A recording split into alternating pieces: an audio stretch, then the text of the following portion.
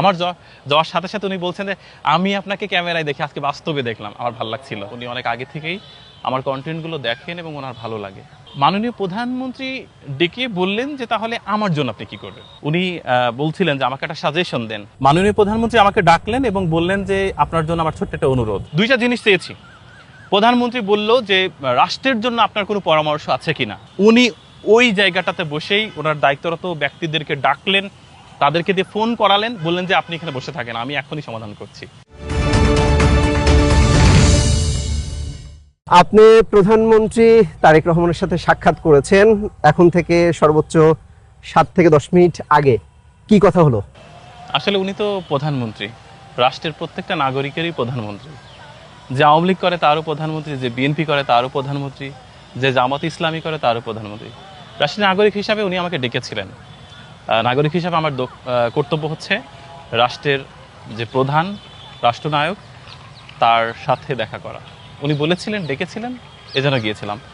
উনি আসলে দোয়া করেছেন এবং উনি বলছেন উনি অনেক আগে থেকেই আমার কন্টেন্টগুলো দেখেন এবং ওনার ভালো লাগে, এবং বলছেন যে আমিও প্রকৃতিরই মানুষ এবং ইংল্যান্ডে যখন ছিলাম তখন দীর্ঘদিন ধরে আসলে প্রকৃতির সান্নিধ্যে থেকেছি বেশি করে। এখন ব্যস্ততা বেড়েছে, তবুও আপনার কন্টেন্টগুলো আমি দেখি, আমার ভালো লাগে।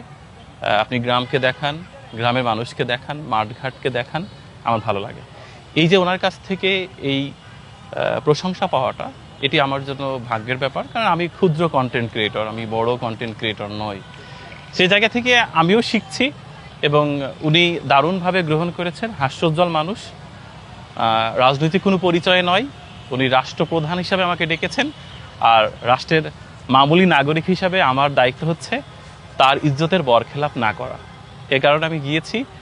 উনি অনেকক্ষণ গল্প করলেন, তার সাথে ভালো একটা গল্প জমেছিল। উনি বলছিলেন যে আমাকে একটা সাজেশন দেন। আমি বললাম আমি ক্ষুদ্র মানুষ, আপনি রাষ্ট্রের প্রধান, সৃষ্টিকর্তা আপনাকে রাষ্ট্রের প্রধান বলে কবুল করেছেন, ডেফিনেটলি আপনি সৃষ্টিকর্তার স্পেশাল সিলেকশন। সেই জায়গা থেকে আমার বলাটা অনুচিত হবে, অভয় দিলে বলতে পারি রাষ্ট্রের প্রত্যেকটা নাগরিকের আত্মিক পরিবর্তন দরকার।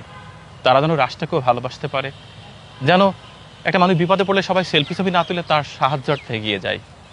এটি আত্মিক পরিবর্তন। একটা প্রাণীকে যেন মেরে আহত না করে, প্রাণীর প্রতি ভালোবাসা থাকতে হবে।